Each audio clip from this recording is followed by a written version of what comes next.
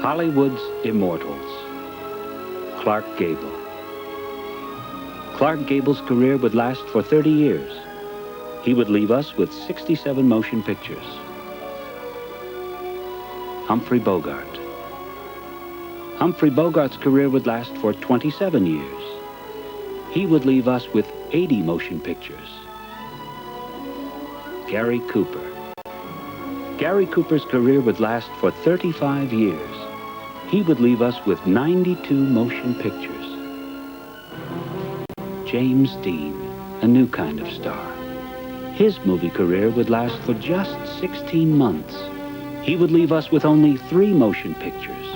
Yet his presence would be so dynamic, his work so extraordinary, it would earn him his place among Hollywood's immortals. You're tearing me apart! What? You say one thing, he says another, and everybody changes back again!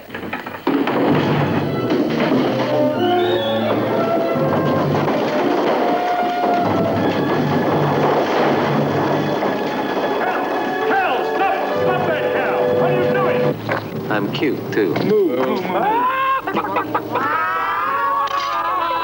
that meaning me? Is that meaning me? What? A chicken. Yes. You shouldn't call me that.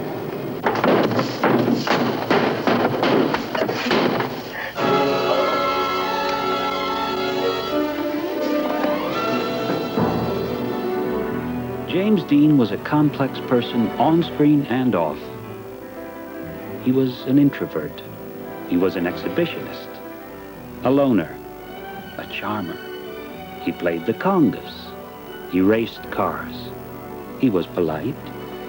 He was rude. But whatever he was authentic.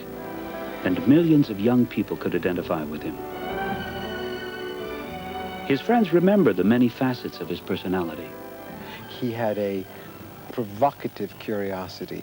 He was a stirrer-upper.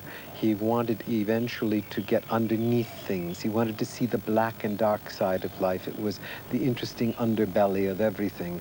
He was ahead of his time. I mean, just like the rebel. He fits in with some of these kids today, really. I think he was true rebel. He was that quiet, unassuming kid. The kind of kid you like to know and have as a brother. I think Jimmy had a great deal of humor. That's what I really remember. He was funny. Wonderful humor, the wonderful smile, the wonderful little, And added to all those, Jimmy was just unique. I mean, he was one of a kind, and nobody can imitate him. I liken it to a kind of star or a comet that fell through the sky, and everybody still talks about it. They say, remember that night when you saw that shooting star? And that was it. I mean, he had that enormous appeal and magic.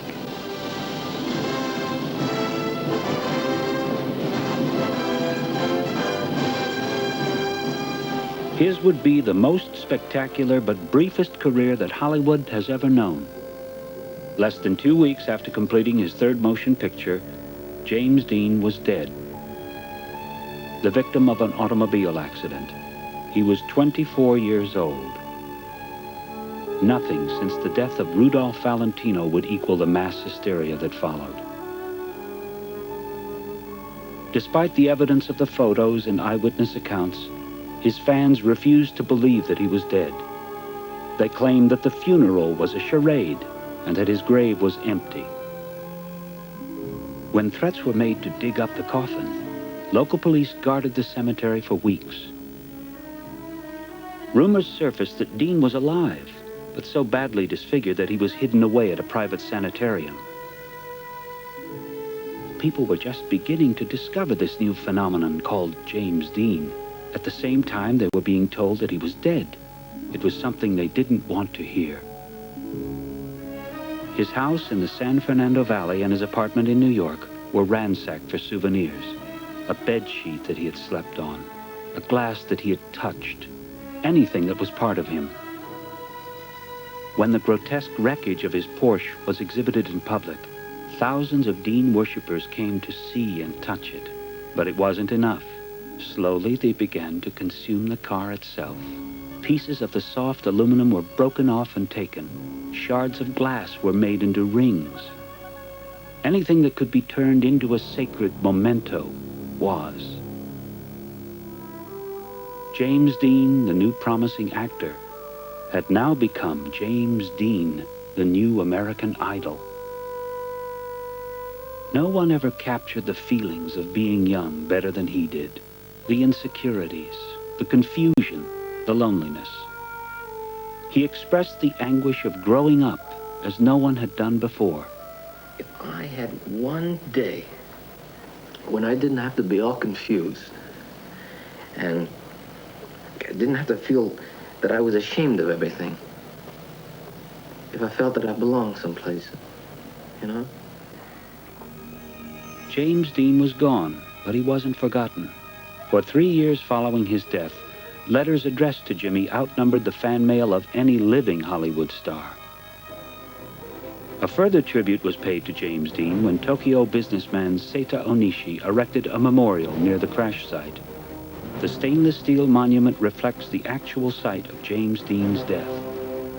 Mr. Onishi has also recently commissioned the creation of a new and massive 130-ton stone sculpture in his continuing work for the immortalization of James Dean.